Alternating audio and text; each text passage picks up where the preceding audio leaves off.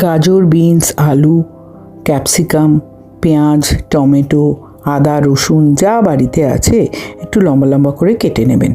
চিকেনগুলো ধুয়ে নেবেন। প্রেশার কুকারে একটু মাখন গরম করতে দেবেন। আস্ত গরম মশলা ওর মধ্যে দিয়ে দেবেন ফোড়ন হিসেবে। তারপর দিয়ে দেবেন বড় বড় করে কাটা পেঁয়াজগুলো। ওগুলো ভাজা হয়ে গেলে আদা আর রসুন কুচিয়ে ওর মধ্যে দিয়ে দেবেন। সবগুলো একটু নাড়ানাড়ি করবেন। পেঁয়াজগুলো নরম হওয়ার পর আদা আর রসুন কুচিগুলো ওর মধ্যে দিয়ে দেবেন। দিয়ে ওটাও একটু নাড়ানাড়ি করবেন। ওর মধ্যে দিয়ে দেবেন বিনস। একটু ভাজা ভাজা হয়ে গেলে তারপর দিয়ে দেবেন আলু। আলু দেয়া হয়ে গেলে সেটাকেও একটু নাড়ানাড়ি করে নেবেন। তারপর দিয়ে দেবেন গাজরগুলো।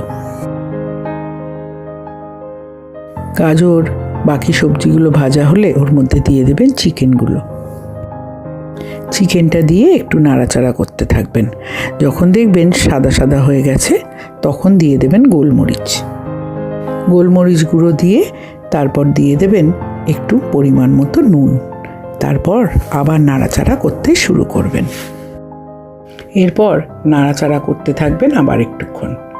তারপর এর মধ্যে হাফ চামচ মতো কি আর একটু বেশি ময়দা দিয়ে দেবেন।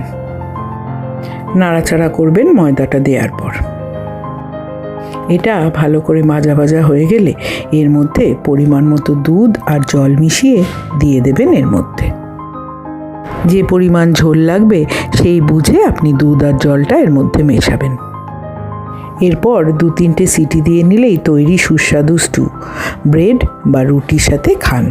আর ভালো লাগলে আমার চ্যানেলটা সবার সাথে শেয়ার করুন আর সাবস্ক্রাইব করতে ভুলবেন না। ধন্যবাদ।